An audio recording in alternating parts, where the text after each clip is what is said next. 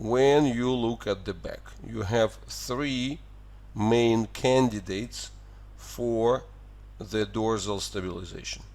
The central one, that will be the actual spine, but speaking of the spine, we talk about the tensional links within it, which is the spinal ligaments.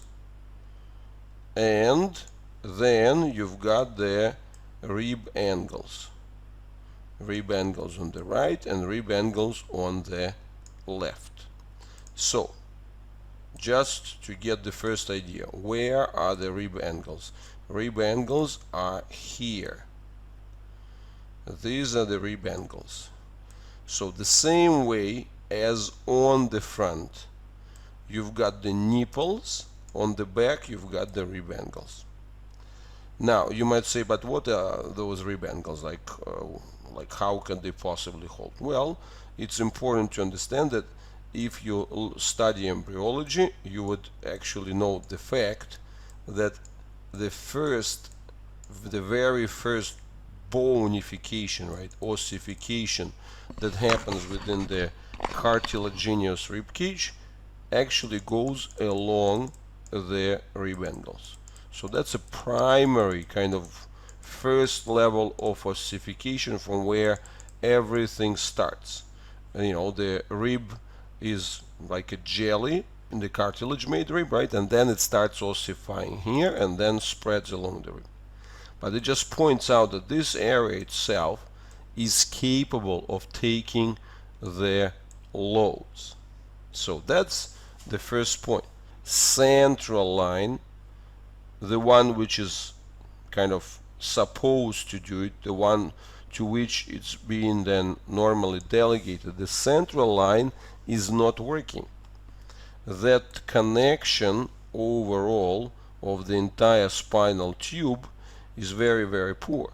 So if we look at the image here, this is what you're going to see.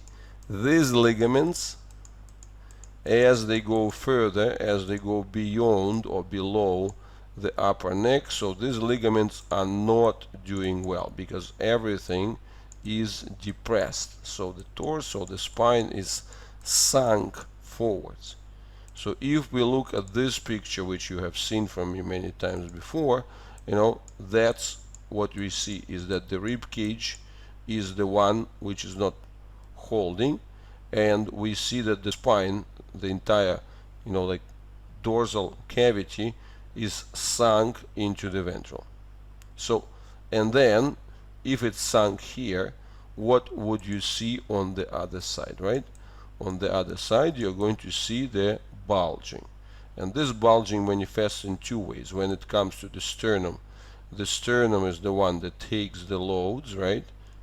And then when it comes to the abdomen, here it also bulges, well, with the sinking from the back, right? And also gets this fusion of the upper layers. The upper layers become fused. The layers of the skin, linea alba, rectus abdominis, all that is becoming fused.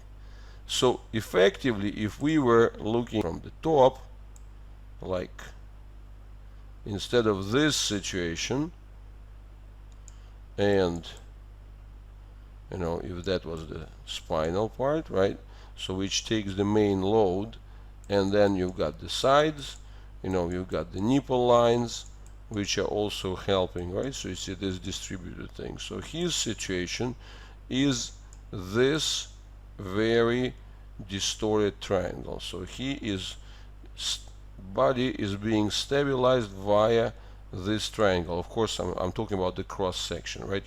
I'm doing the cross section somewhere in the mid-thoracic area and looking at it from the top. So that's what he has.